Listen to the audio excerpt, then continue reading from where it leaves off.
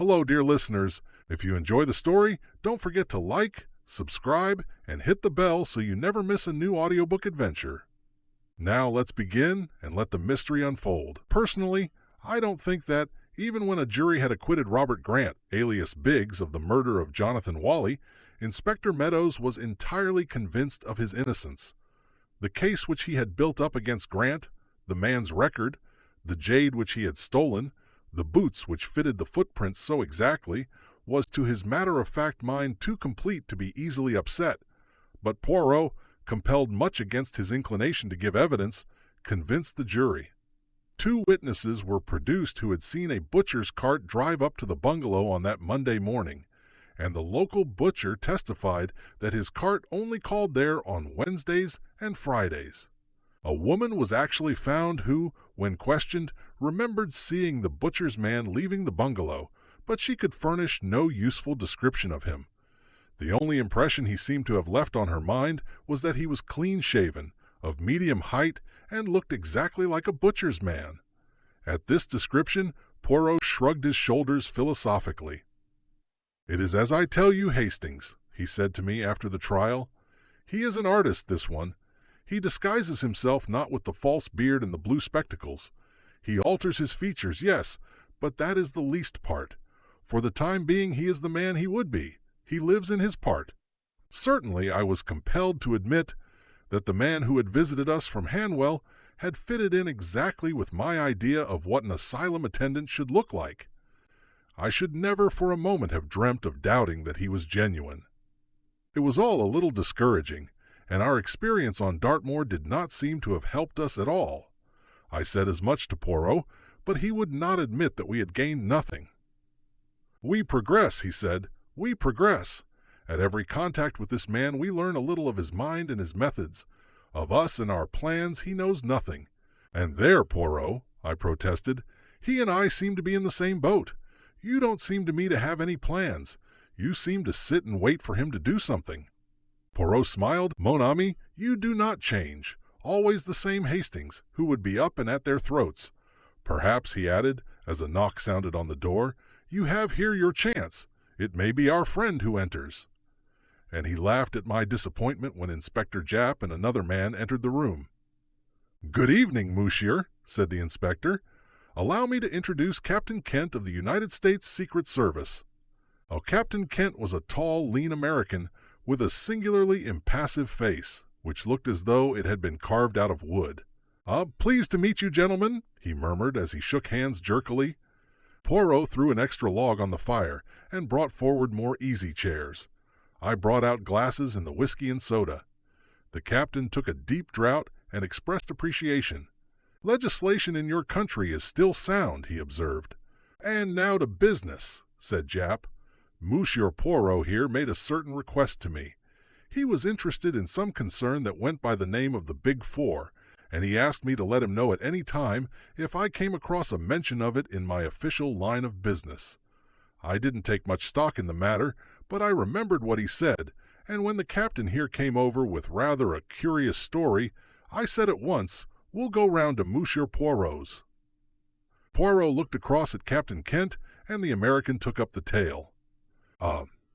You may remember reading, ma Poirot, that a number of torpedo boats and destroyers were sunk by being dashed upon the rocks off the American coast. It was just after the Japanese earthquake, and the explanation given was that the disaster was the result of a tidal wave. Now, a short time ago, a roundup was made of certain crooks and gunmen, and with them were captured some papers which put an entirely new face upon the matter. They appeared to refer to some organization called the Big Four, and gave an incomplete description of some powerful wireless installation, a concentration of wireless energy far beyond anything so far attempted, and capable of focusing a beam of great intensity upon some given spot. The claims made for this invention seemed manifestly absurd, but I turned them into headquarters for what they were worth, and one of our highbrow professors got busy on them. Now it appears that one of your British scientists read a paper upon the subject before the British Association. His colleagues didn't think great shakes of it, by all accounts, thought it far-fetched and fanciful, but your scientist stuck to his guns, and declared that he himself was on the eve of success in his experiments. Eh bien? Demanded Poirot with interest. It was suggested that I should come over here and get an interview with this gentleman. Quite a young fellow he is, Halliday by name. He is the leading authority on the subject, and I was to get from him whether the thing suggested was any way possible. And was it? I asked eagerly. That's just what I don't know. I haven't seen Mr. Halliday, and I'm not likely to by all accounts. The truth of the matter is, said Japp shortly, Halliday's disappeared. When? 2 months ago. Was his disappearance reported? Of course it was. His wife came to us in a great state. We did what we could, but I knew all along it would be no good. Why not? Never is when a man disappears that way. Japp winked. What way? Paris. So Halliday disappeared in Paris? Yes. Went over there on scientific work, so he said. Of course he'd have to say something like that. But you know what it means when a man disappears over there. Either it's Apache work and that's the end of it, or else it's voluntary disappearance, and that's a great deal the commoner of the two, I can tell you. Gay Paris and all that, you know. Sick of home life. Halliday and his wife had had a tiff before he started, which all helps to make it a pretty clear case. I wonder, said Poirot thoughtfully. The American was looking at him curiously. Say, mister, he drawled, what's this Big Four idea? The Big Four, said Poirot, is an international organization which has at its head a Chinaman. He is known as number 1. Number 2 is an American. Number 3 is a Frenchwoman. Number 4, the destroyer, is an Englishman. A Frenchwoman, eh? The American whistled. And Halliday disappeared in France. Maybe there's something in this. What's her name? I don't know. I know nothing about her. But it's a mighty big proposition, eh? Suggested the other. Poirot nodded as he arranged the glasses in a neat row on the tray. His love of order was as great as ever. What was the idea in sinking those boats? Are the Big Four a German stunt?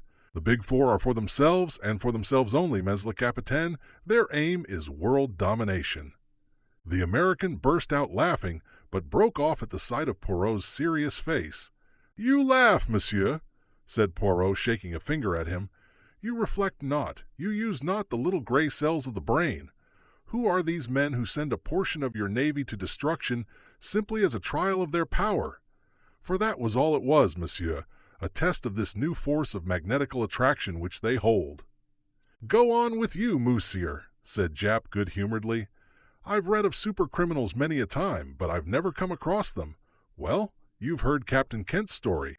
Anything further I can do for you? Yes, my good friend. You can give me the address of Mrs. Halliday and also a few words of introduction to her if you will be so kind. Thus it was that the following day saw us bound for Chetwynd Lodge, near the village of Chobham in Surrey. Mrs. Halliday received us at once, a tall, fair woman, nervous and eager in manner. With her was her little girl, a beautiful child of 5. Poirot explained the purpose of our visit. Oh, Monsieur Poirot, I am so glad, so thankful. I have heard of you, of course. You will not be like these Scotland Yard people who will not listen or try to understand. And the French police are just as bad, worse, I think. They are all convinced that my husband has gone off with some other woman, but he wasn't like that. All he thought of in life was his work. Half our quarrels came from that. He cared for it more than he did for me. Englishmen, they are like that, said Poirot soothingly. And if it is not work, it is the games, the sport, all those things they take au grand sérieux. Now, madame, recount to me exactly, in detail, and as methodically as you can, the exact circumstances of your husband's disappearance. My husband went to Paris on Thursday, the 20th of July. He was to meet and visit various people there connected with his work, amongst them Madame Olivier. Poirot nodded at the mention of the famous French woman chemist, who had eclipsed even Madame Curie in the brilliance of her achievements. She had been decorated by the French government and was one of the most prominent personalities of the day. He arrived there in the evening and went at once to the Hotel Castiglione in the Rue de Castiglione. On the following morning, he had an appointment with Professor Bourgognot, which he kept. His manner was normal and pleasant. The two men had a most interesting conversation, and it was arranged that he should witness some experiments in the professor's laboratory on the following day. He lunched alone at the Café Royal, went for a walk in the Bois, and then visited Madame Olivier at her house at Passy. There also his manner was perfectly normal. He left about 6. Where he dined is not known, probably alone at some restaurant. He returned to the hotel about 11 o'clock and went straight up to his room, after inquiring if any letters had come for him. On the following morning he walked out of the hotel and has not been seen again. At what time did he leave the hotel? At the hour when he would normally leave it to keep his appointment at Professor Bourgonneau's laboratory. We do not know. He was not remarked leaving the hotel, but no petit déjeuner was served to him, which seems to indicate that he went out early. Or he might, in fact, have gone out again after he came in the night before. I do not think so. His bed had been slept in, and the night porter would have remembered anyone going out at that hour. A very just observation, madame. We may take it then that he left early on the following morning, and that is reassuring from one point of view. He is not likely to have fallen a victim to any Apache assault at that hour. His baggage now, was it all left behind? Mrs. Halliday seemed rather reluctant to answer, but at last she said, "No, he must have taken one small suitcase with him." Said Poirot thoughtfully. "I wonder where he was that evening. If we knew that, we should know a great deal. Whom did he meet? There lies the mystery. Madame, myself I do not of necessity accept the view of the police. With them is it always cherchez la femme. Yet it is clear that something occurred that night to alter your husband's plans. You say he asked for letters on returning to the hotel. Did he receive any?" "One only, and that must have been the one I wrote him on the day he left England." Poirot remained sunk in thought for a full minute. Then he rose briskly to his feet.